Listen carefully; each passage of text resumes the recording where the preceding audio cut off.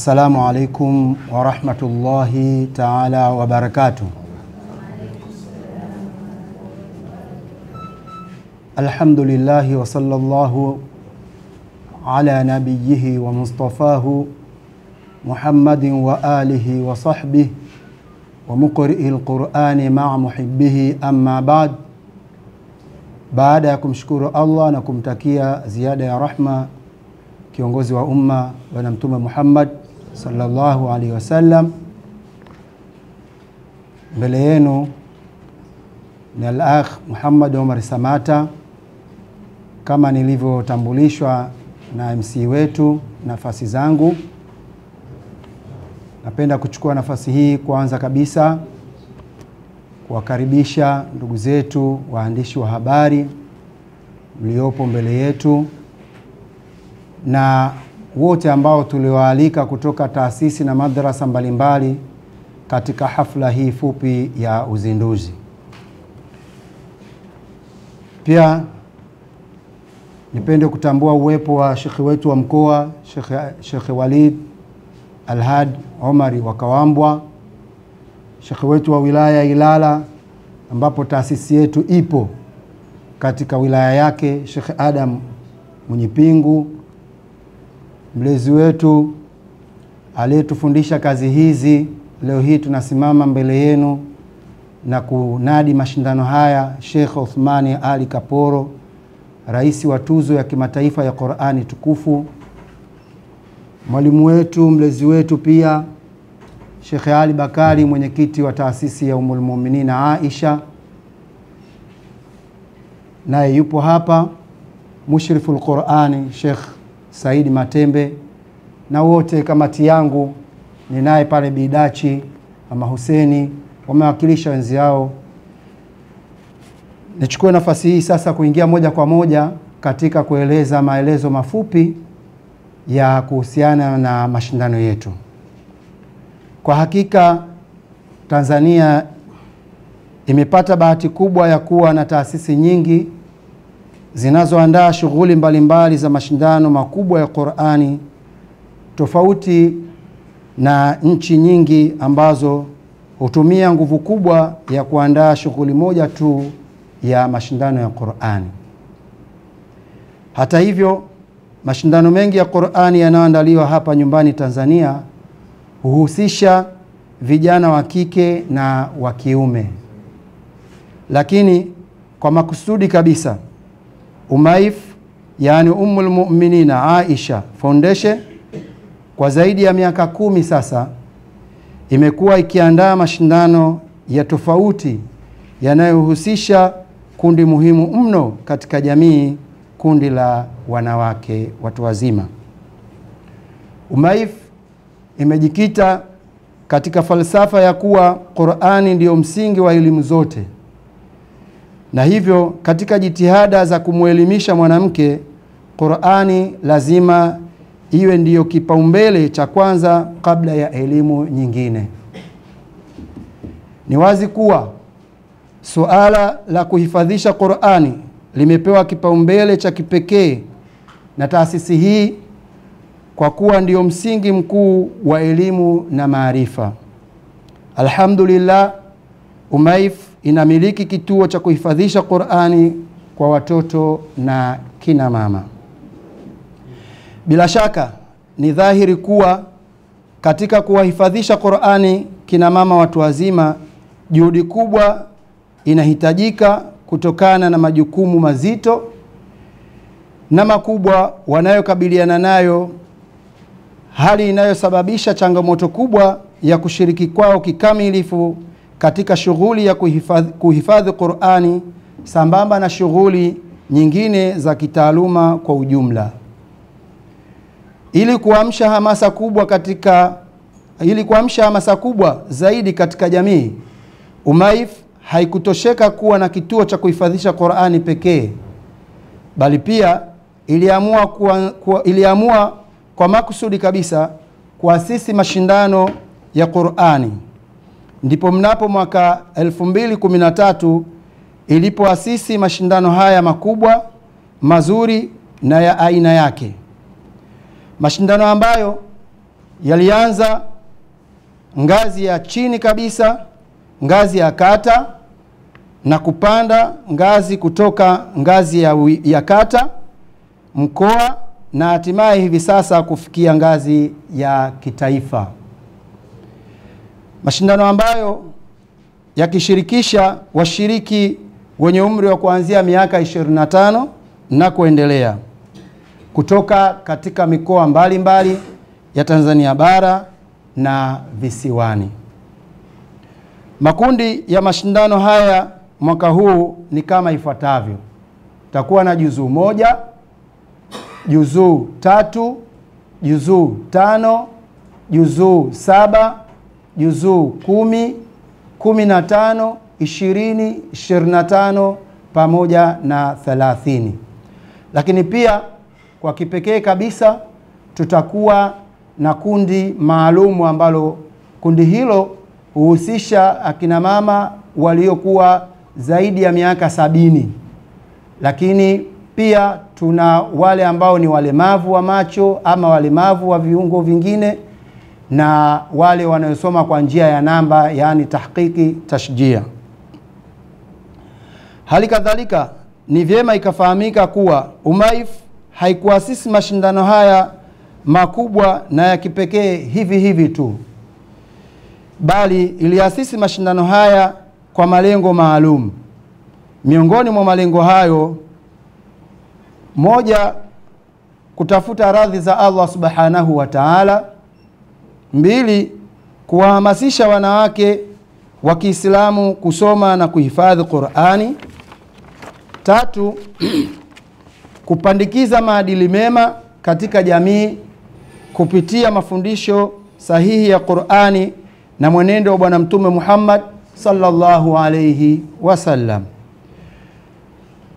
4, kuwahamasisha waliohifadhi Qur'ani kuendelea kuisoma, kuifundisha na kuifanyia kazi katika maisha yao ya kila siku; 5, kuwahamasisha watoto na vijana wa Kiislamu kuipenda, kuisoma na kuhifadhi Qur'ani kupitia wazazi ama walezi wao, kwa kuwa wazazi ama walezi wao ni kiigizo chema kwao; 6, na mwisho, kusambaza ujumbe wa Qur'ani kupitia mikusanyiko. Mathalan, ujumbe wetu wa mwaka huu, Qur'ani ni amani. Alhamdulillah, tangu tumeasisi mashindano haya tumeshuhudia mafanikio kadha, ikiwemo: 1, kuongezeka kwa mwamko na hamasa ya kuhifadhi Qur'ani kwa kina mama watu wazima, na hili kwa dhahiri kabisa linashuhudiwa kwa kuongezeka kwa idadi ya kina mama wanaoshiriki mashindano haya tangu hatua ya awali ya usajili, michujo na hata kufikia kilele cha mashindano. 2, kuhamasika kwa watoto na vijana katika suala la kuhifadhi Qur'ani kupitia wazazi ama walezi wao. 3, kukua kwa viwango vya usomaji wa Qur'ani kwa kina mama watu wazima. Mfano, mmeuona mama yetu pale alivyokuwa akisoma Qur'ani kipindi cha miaka ya nyuma. Sheikh Ali ndio mwalimu wetu mkuu, anawajua vizuri sana. Nafikiri anayaona mabadiliko haya ya usomaji, nanyi mmekuwa ni mashahidi leo hii. 4, kuongezeka kwa idadi ya kina mama waliohifadhi Qur'ani yote, na mwisho kabisa kuongezeka kwa taasisi mbalimbali zinazoandaa shughuli za mashindano ya kina mama kama haya. Miongoni mwa taasisi hizo ni pamoja na Aisha Sururu Foundation, ASF, wanafanya mashindano haya ya kimkoa Dar es Salaam. Ashabul Kafi Islamic Center, AKIS, nao wanafanya mashindano haya. Darul Ulum Islamic Center Kigamboni pale, nao wanafanya mashindano haya kiwilaya Kigamboni. Raya Office Center wapo Morogoro, nao wanafanya mashindano haya kina mama. Rawdatul Janna Arusha, nao wanafanya mashindano haya kina mama. Abdurrahman bin Auf Arusha, nao wanafanya mashindano haya. Ittihadi Mamazi Society Mbeya, nao wakifanya mashindano haya. lakini pia jumuiya ya kuhifadhisha Qur'ani kina mama Zanzibar nao wanafanya mashindano haya na nyinginezo.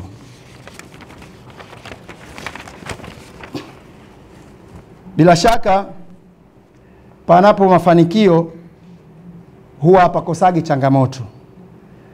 Kwa hiyo mafanikio haya hayajapatikana kirahisi. Ziko changamoto kadha tunazokabiliana nazo, lakini changamoto kubwa zaidi ni changamoto ya rasilimali fedha. Hivyo tunaomba sana wadau wa kheri kutuunga mkono zaidi katika kufanikisha mashindano haya makubwa na ya kipekee ya kuhifadhi Qur'ani tukufu kwa kina mama watu wazima. Mwisho kabisa nishukuru sana, asanteni sana, na muendelee kufuatilia taarifa zetu kupitia vyombo mbalimbali vya habari na mitandao yetu ya kijamii ambayo ni ya Umaif Islamic Center. Wa hadha, assalamu alaikum wa rahmatullahi wa barakatuh. Bismillahirrahmanirrahim. Alhamdulillahi rabbil alamin, wassalatu wassalamu ala ashrafil anbiya'i wal mursalin sayyidina Muhammad wa ala alihi wa ashabihi ajma'in, amma ba'd.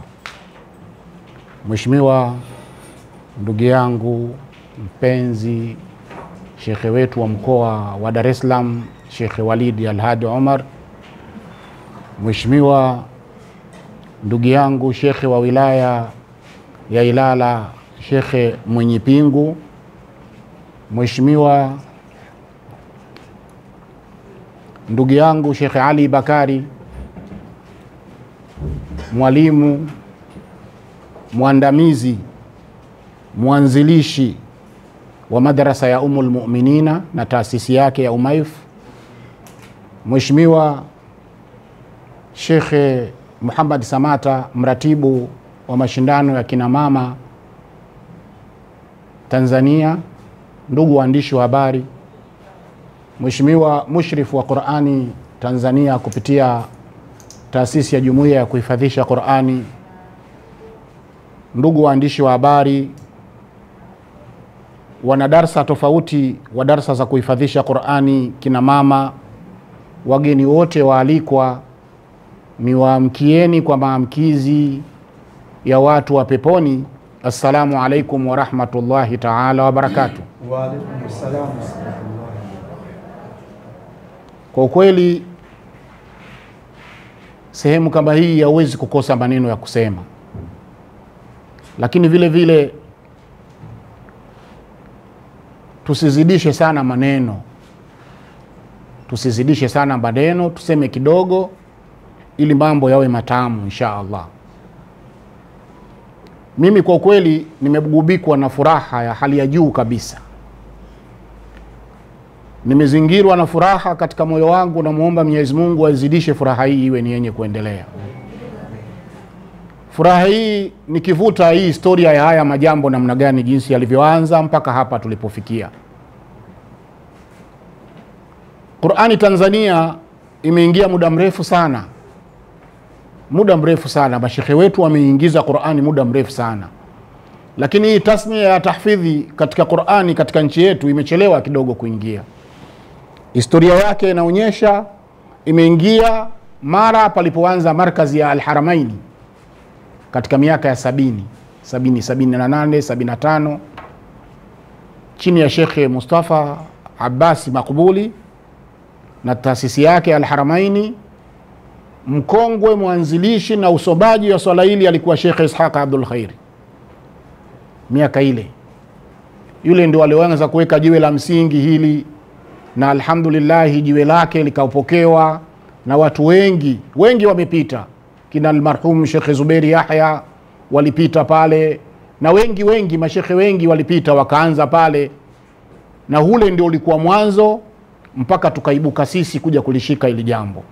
Na sisi wakati tunalianza hili jambo katika miaka hiyo, ilikuwa ni jambo geni kuhifadhika Qur'ani katika Tanzania,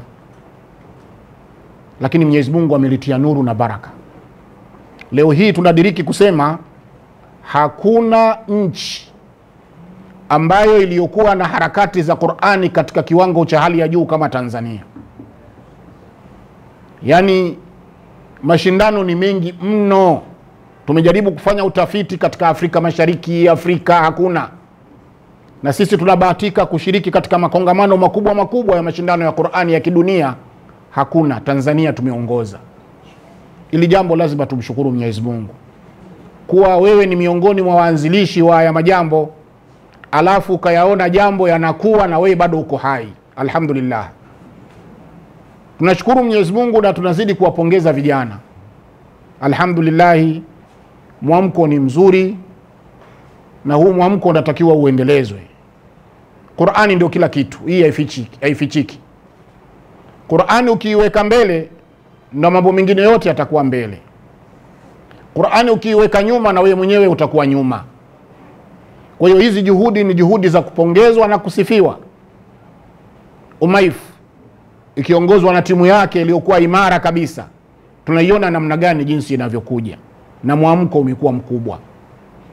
Leo tuna mashindano ya kina mama, lakini mwaka jana kuna mama mwingine vile vile, Bi Riziki Lolida. Ni mama, tena mama muawako kidogo, hayuko vizuri katika yani ni mama ambaye aliyekuwa ana uhitaji maalum, lakini mama yule na yeye akaanzisha mashindano ya watu waliokuwa na ulemavu. Mwaka jana tulikuwa Dodoma pale, mashindano ya walemavu.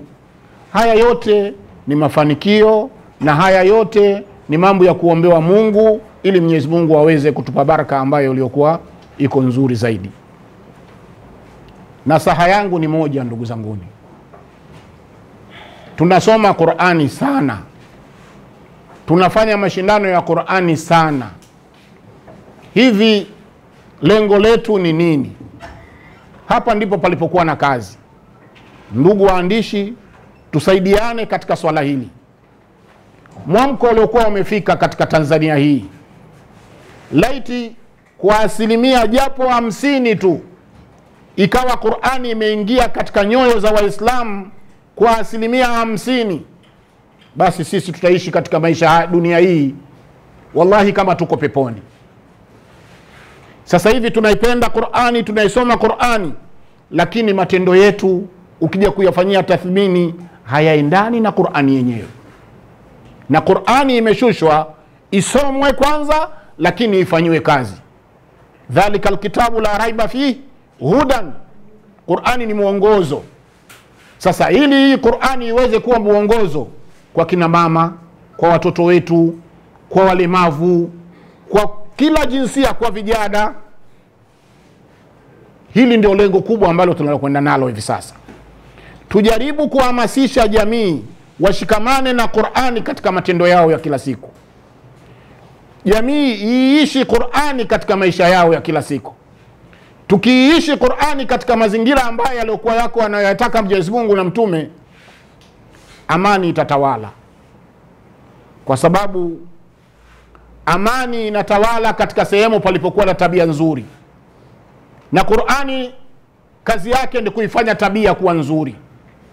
Kwa hiyo mwito mkubwa ambao ninautoa kwa taasisi zote ambazo zinazohusika na swala za uandaaji wa mashindano ya Qur'ani, kujaribu kutilia umuhimu programu za kuhakikisha Qur'ani tunaiishi. Qur'ani tunaishi nayo. Watoto wetu wanaenda nayo shule Qur'ani. Watoto wetu wanazunguka nayo. Khalika na mitihani ambayo iliyokuwa imeikumba dunia hivi sasa. Tunaiona namna gani dunia ilivyokuwa nzito hivi sasa. Kila mmoja anafanya lake analolitaka. Hii mitambo hii tulokuwa nayo inafanya kazi baya kabisa, lakini inafanya kazi nzuri. Hakuna nyumba ambayo isiyokuwa na jambo hili. Na wallahi saa nyingine mtoto mdogo anajua kuitumia vizuri hii kuliko sisi wazazi. Hii ndio hali halisi tuliyokuwa nayo. Lakini kuna mambo mangapi humu ambayo yalikuwa hayafai? Mengi sana. Kuna watu maalumu wamejipanga kuhakikisha wanafanya ufisadi kwa vijana wetu. Kwa kutumia Qur'ani, wakiweka vizuri Qur'ani, wakajua maana ya Qur'ani katika nafsi zao, tukaeleza umuhimu wa kuishi na Qur'ani, madude haya na mengineyo hataweza kuharibika insha Allah. Kwa hiyo tunatoa mwito kwa taasisi zote zinazohusika na swala ya Qur'ani, tuhakikishe sio mashindano tu, tuiishi Qur'ani. na hatuiwezi kuiishi Qur'ani isipokuwa kuishirikisha jamii.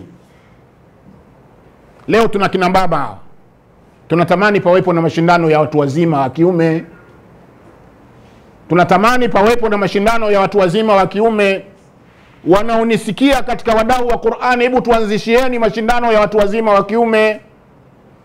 Mama na baba wakikaa pamoja ndio mambo yanaenda vizuri. Al-ummu madrasa kama inavyosemwa. Mama ndio chuo. Mama akikaa vizuri mambo yote yanakuwa sawa sawa. Lakini baba ndio mtengenezaji na ndio kawamuna na ndio wasimamizi. Na wao wakiwa na Qur'ani basi mambo yatakuwa mazuri kabisa. Nchi yetu inahitaji Qur'ani. Maadili yanahitajika kwa kupitia Qur'ani. Kila kitu kikiangalia Qur'ani ndio ambacho kilichokuwa na nafasi ambayo ilikuwa iko kubwa. Kwa hiyo sisi waandaaji wa mashindano tushikamane, tupendane, tushauriane, tubadilishane fikra. Qur'ani iende mbali. Qur'ani ifike vijijini. Qur'ani ifike katika kila kona, na matokeo yake mtu akimwangalia kijana wa Qur'ani anaiona ile Qur'ani inayokwenda kama alivyokuwa mtume wetu Muhammad sallallahu alaihi wasallam. Hizi niseme ndio nasaha zangu, na waombea Mwenyezi Mungu Umaif kwa huu mwanzo mzuri ambao waliokuwa wameuanza. Mwenyezi Mungu awape baraka na mafanikio ili mambo yawe makubwa zaidi na zaidi. Umaif leo walianzia kata, wilaya, mkoa mpaka wamefikia kitaifa. Inshallah tunataraji siku ya masiku tutawaita watu wa Afrika Mashariki, wa Kenya, wa wapi mama watu wazima waje kusoma mashindano. Iko siku ya masiku Sheikh Samata utawaita watu kutoka duniani. Waje Warusi watu wazima, si mnawaonaga wale vibibi vizee kabisa. Watoke kule waje kushindana katika ardhi yetu, kwa sababu hii ardhi yetu imekuwa ni ardhi ya Qur'ani. Mwenyezi Mungu atubariki. Wa sallallahu wa sallama ala sayyidina Muhammadin wa alihi wa sallam. Wal afwa minkum. Alhamdulillahi rabbil alamin, wa salatu wa salamu ala rasulillahi sallallahu alayhi wa sallam, wa ba'd. Mheshimiwa mgeni wetu rasmi wa hafla hii muhimu, Sheikh wetu wa mkoa wa Dar es Salaam, Sheikh Walid Al-Hadi Omar Kawambwa, Mheshimiwa mwenyekiti wa tuzo ya Qur'ani ya kimataifa nchini, mlezi wetu Sheikh Uthman Ali Kaporo, mwalimu wetu na mwenyekiti wa Umaif Sheikh Ali Bakari, katibu mkuu wa taasisi hii ya Umaif Sheikh Samata, ambaye ana vyeo vingi tu, miongoni mwa hivyo ni katibu wa jumuiya ya vijana wa Kiislamu BAKWATA kata Buguruni, ndugu waalikwa na nyote mliohudhuria, mabibi na mabwana, waandishi wa habari, assalamu alaikum wa rahmatullahi wa barakatuh. Awali ya yote nitumie fursa hii kwanza kumshukuru Mwenyezi Mungu Subhanahu wa Ta'ala aliyetuwezesha kuwepo hapa kwa wakati huu, tukiwa na lengo la kudhihirisha utayari wetu juu ya kutekeleza yapendayo Allah na kuyaridhia. Sisi tuyatende katika siku kama hii ya leo na wakati kama huu. Lakini pili, mheshimiwa mgeni wetu rasmi, Sheikh wa mkoa, taasisi hii ya Umaif makao makuu yake yapo katika wilaya yetu hii ya Ilala, na ni taasisi ambayo kimsingi inafanya kazi kubwa katika kulea na kuelekeza misingi ya ipendayo Allah na kuiridhia, na ni taasisi ambayo inapambana yenyewe kama yenyewe na bado haijapata wa kuweza kuwashika mikono, pamoja na kazi kubwa na muhimu wanayoifanya kwa ustawi mzuri wa nchi yetu. Lakini pia kuandaa jambo kama hili la mashindano ya kina mama watu wazima ya kitaifa ni jambo kubwa na ni zuri sana, ambalo linahitaji kuungwa mkono na kuombewa Mungu ili liweze kuendelea, kama vile ambavyo amesema mlezi wetu wa Qur'ani nchini Sheikh Kaporo, ya kwamba ifikie mahala jambo hili sasa Umaifu walisimamie katika hadhi ya kidunia, na inshallah kwa uwezo wa Mwenyezi Mungu litafika huko inshallah. Kazi niliyopewa ni kuweza kukaribisha mheshimiwa Sheikh wa mkoa ili uweze kuzungumza na hadhira hii kutokana na umuhimu wa jambo hili ambalo leo tunalifanya kuelekea mashindano makubwa ya Qur'ani upande wa kina mama watu wazima, na kama tunavyojua dunia yetu leo inapiga makelele kuhusiana na maadili. Ukija katika nchi yetu hapa, rais wetu wa Jamhuri ya Muungano wa Tanzania Mama Samia Suluhu Hassan siku zote anapaza sauti kuhusu maadili, lakini mufti na shekhe mkuu wa Tanzania Sheikh Abubakar bin Zuberi bin Ali mpaka imempelekea kutunga kitabu Mmomonyoko wa Maadili, nani alaumiwe. Hii yote ni kuhakikisha kwamba jamii ya Kitanzania inaishi katika maadili, na maadili kimsingi yamo katika Qur'ani. Kwa maneno hayo, nafasi hii sasa ni yako. Tunataka tusikie nasaha na maelekezo yako kama kiongozi wa kiroho katika mkoa huu wa Dar es Salaam, nasi baada ya hapo tuweze kuyachukua tuende tukawafanyie kazi. Karibu sana. Alhamdulillahil khail wa laqad yassarna alqur'ana lidhikri fahal min muddakir wa usalli wa usallimu ala habibihi sayyidina Muhammad salata abdin qallat hilatuhu wa rasulullahi wasilatuhu wa anta laha ya ilahi wa likulli karbin adhim fafarrij anna ma nahnu fihi bisirri asrari bismillahir rahmanir rahim. Amma ba'd. Mheshimiwa Sheikh wetu wa wilaya hii ya Ilala, ndugu yangu Sheikh Adam wa Mwinyi Pingu, Mheshimiwa kakaangu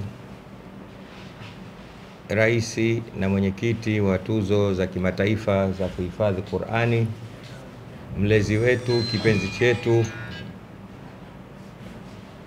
Al-Ustadh Al-Kabir Ali Othmani wa Kaporo, Mungu akuhifadhi. Mheshimiwa mwenyeji wetu, kwa niaba ya taasisi ya Umaif ambaye ni katibu wa taasisi hiyo, ambaye yeye ndio ametuita hapa leo, kakaangu Sheikh Samata, nisimsahau mwalimu wangu kipenzi Mwalimu Ali Bakari, meza kuu iliyopo kuliani mwangu. Kwa kuchunga muda wote natambua uwepo wenu, na namuomba Mwenyezi Mungu arefushe maisha yenu ya kheri. Wanafunzi wa Madrasatu Ummul Mu'minin mliopo hapa, waalikwa wote, waandishi wa habari, niwaamkie kwa maamkizi mema. Assalamu alaikum wa rahmatullahi wa barakatuh. Wa alaikum salam wa rahmatullahi wa barakatuh.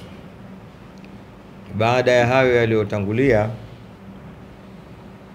niseme tu kwanza, sina budi kumshukuru Allah subhanahu wa ta'ala anayetuneemesha kwa mengi miongoni mwa neema zake mbalimbali, ikiwa neema hii tukufu ya kukusanyika pahala hapa kwa ajili ya jambo hili kubwa ambalo ni moja katika alama za uwepo wake, lakini ni sehemu ya kuthibitisha uchamungu wetu. Na nimuombe mapema Mwenyezi Mungu ajalie haya yote ambayo tunayafanya hapa ayakusanye kwa ujumla, atuongezee katika vile vinavyoongeza uzito kwenye mizani zetu za mambo ya kheri, zitusaidie siku ile tukikutana naye, siku ambayo la yanfa'u malun wala banun illa man atallaha biqalbin salim. Basi ajalie haya ni yenye kutubusti tukikutana naye, iwe ni sababu pia ya kusamehewa makosa yetu. Na katika mfuko huo wa shukurani, sina budi kuwashukuru viongozi wote kwa nafasi zao tofauti, pamoja na wanafunzi wa Madrasatu Ummul Mu'minin Aisha, pamoja na taasisi ya Umaif, kwa kunipa mimi binafsi sharafu hii kubwa ya kuwa mgeni katika hafla hii fupi ya uzinduzi wa mashindano haya makubwa ya kuhifadhi Qur'ani kwa wakina mama. Nawashukuru kwa hili, na hakika najua nisingechaguliwa eti kwa sababu yoyote, bali ni mapenzi ya dhati yaliyomo katika vifua vyao na nyoyo zao kwangu. Basi ni muombe Mwenyezi Mungu Subhanahu wa Ta'ala ayadumishe mapenzi haya mpaka siku tukikutana naye. Hapo hapo katika upande wa shukurani niongeze na pongezi. Naipongeza taasisi hii pamoja na madrasa hii kwa kudumu katika jambo hili kubwa kwa muda mrefu, mwongo mmoja sasa, manake ni miaka 10 na kidogo. Huu ni mwaka wa 13. Sio jambo dogo, kwa sababu mimi ni mdau wa Qur'ani kwa miaka mingi. Najua changamoto, mazito, vikwazo, mchaka uliomo katika usimamizi wa jambo hili la kheri. Kwa vile ni jambo la kheri, na siku zote kama tunavyoambiwa hakuna jambo la kheri likasimama pasi na changamoto mbalimbali. Basi nawapongeza kwa kulishika hili. Mtaingia katika neno la Allah subhanahu wa ta'ala, minal mu'minina rijalun sadaqu ma ahadullah alayhi faminhum man qada nahbahu wa minhum man yantadhir wa ma badalu tabdila. Mungu anapanga, amesema maneno haya. Hakuyasema yakaishia kwa watu wa Maka tu na watu wa Madina waliokuwa zama zile, bali kwa vile ametaja minal mu'minina, basi nanyi mtakuwa katika kundi hilo. Niongeze hapo lishikeni jambo hili na likamateni kwa magego ya meno yenu, kwa sababu ndivyo inavyokuwa. Atahsabul majda tamran anta akilu lan tablugha al majda hatta tal'aqa sabira. Mmoja katika wanachuoni alisema hivyo, usidhanie utukufu au mafanikio ni tende ambayo utakuwa unaila huko unatikisa miguu. Hapana, bali mafanikio ni mchaka. Huwezi kufikia ila uonje shubiri, na shubiri yenyewe ni hizi tabu mnazozipata. Nimesikia umezitaja katika hotuba yako Sheikh. Binafsi nakumbuka zamani nikiwa mdogo, manake mdogo zaidi hapa, alikinialika Sheikh Ali kuhudhuria madrasa hii siku nyingi sana, nafikiri ni zaidi ya miaka 13. Wakati huo Sheikh Kaporo nafanya kazi jirani na pale. Nilikuwa nikipita na chungulia kidogo, nimekwenda, sikufikiria kwamba iko siku moja nitakuja kualikwa kuwa ni mgeni rasmi katika uzinduzi wa mashindano makubwa kama haya.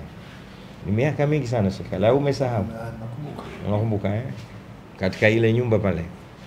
Nikija na mimi natamani kwamba siku moja nisimamishe jambo kama lile. Wallahi ni mafanikio makubwa sana. Mmoja katika wana falsafa anasema, believe your process to success. Uamini mpango wako ili ufanikiwe. I'taqid sabilak litafuza. Itakidi umepanga nini ili ufikie katika mafanikio. Uamini mpango wako. Leo ndugu zangu Waislamu na wanahabari na wote wanaonisikiliza wakati huu, wengi tunashindwa kufikia katika mafanikio kwa sababu tu tunafika pahala tunatishwa na tulichokipanga sisi wenyewe. Tumepanga kufanya nini ili tufike wapi, katikati vikianza kutokea vikorombwezo na vile vya kutishatisha, tunaona huu mpango sio sahihi, tunaliacha jambo njiani, tunatafuta lingine. Na ndio maana siku zote hatujui tuko wapi, tunataka nini, hatutaki nini, hatujui.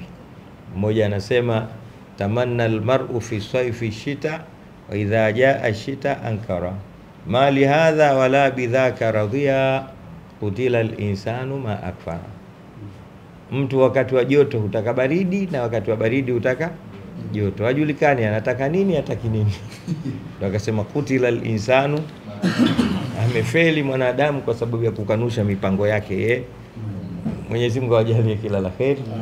Mmeuamini mpango wenu kwa miaka mingi, leo hii mnafanya kitu kikubwa kama hiki, na Mwenyezi Mungu atajalia kitakuwa kikubwa mara zaidi ya hapa, kwa sababu tunatakiwa tuende mbele. Maneno yangu mimi ni mafupi sana kwa sababu yamesemwa mengi na muda umekwenda sana na tuna mambo chungu mzima.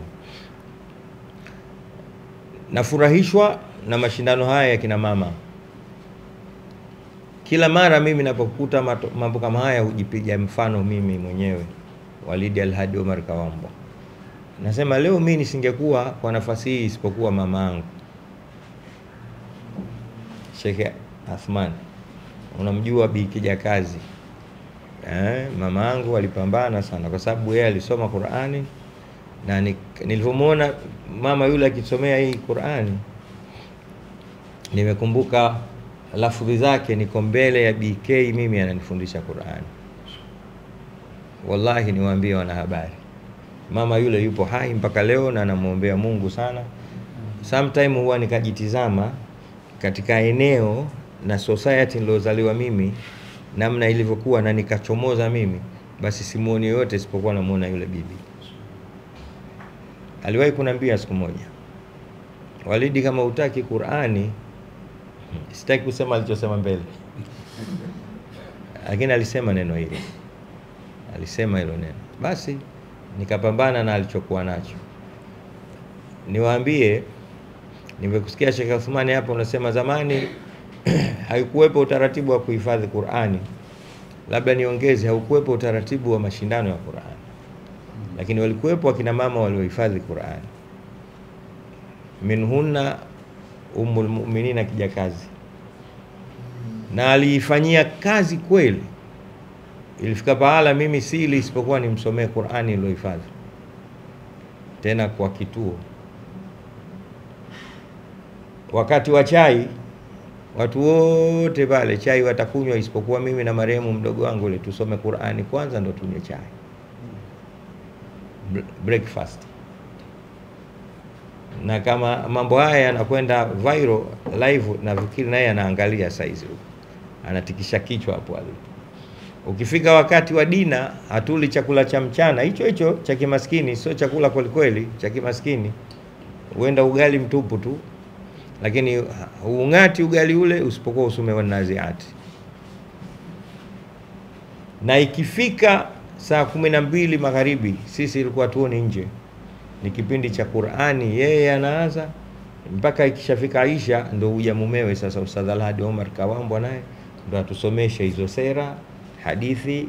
Mpaka nakumbuka siku moja tulivutana mimi na yeye, akaja kusawazisha jambo hilo baba yangu, tukingangania ile idgham, fama rabihat tijaratuhum. Nafikiri waliohifadhi Qur'ani wanajua katika suratul Baqara inakutana idgham kamil, zimekutana te hizi mbili. Bi mkubwa pale alikuwa yeye anasoma kwa alivyohifadhishwa, fama rabihat tijaratuhum, mimi naona te mbili, nataka zote zitamkwe. Naambia mama, hizi mbili.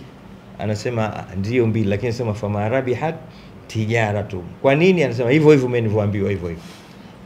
Mpaka alipokuja mtu anaojua tajwidi akisema hizi ni mbili, lakini moja maskuna, nyingine muharraka. Hii ya maskuna inazamishwa huku, hii ndio idghamu. Nikaanzishwa kusomeshwa tajwidi, lakini ni mpambano ulikuwa mkubwa. Mwenyezi Mungu ampe umri mrefu. Amen.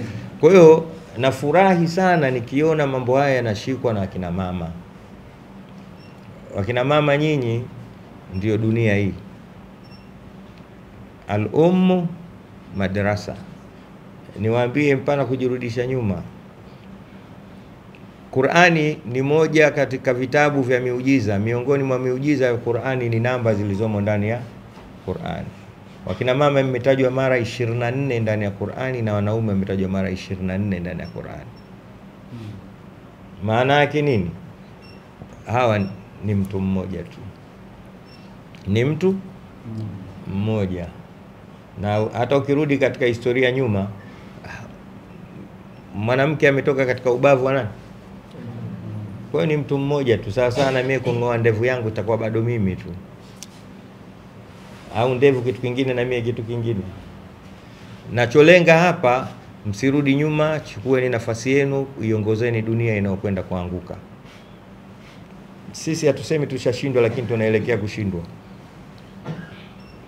kwa sababu tumebaki kushindana tu.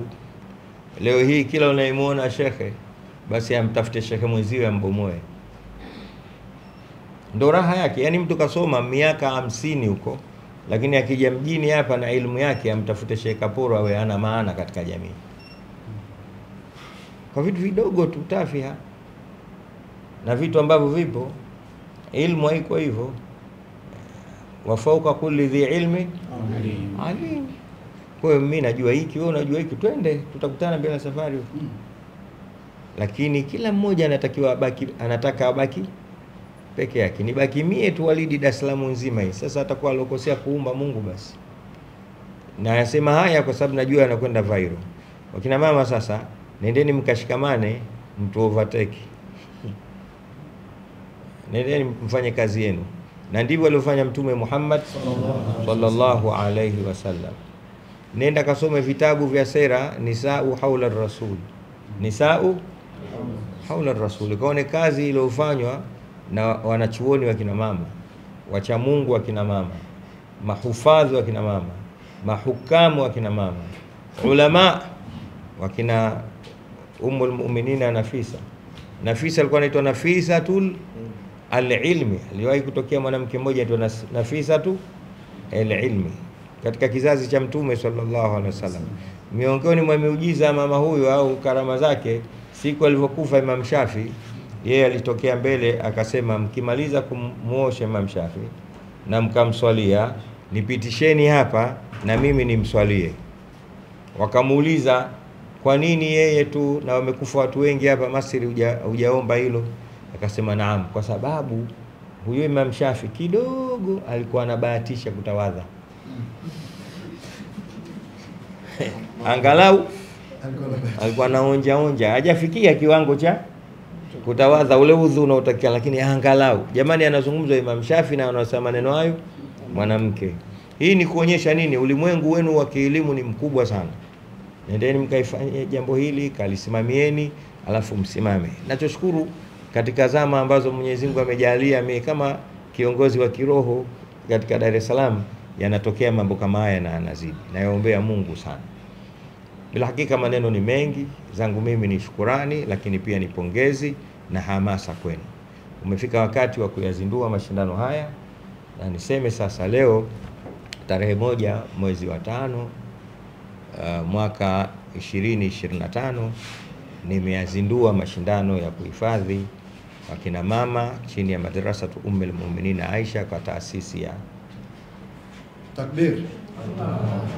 Kwa hiyo yamezinduliwa rasmi kwa uwezo wa Allah subhanahu wa ta'ala. Na mbele yangu na ratiba kidogo ya utaratibu au mchakato mzima wa mambo utavyokuwa.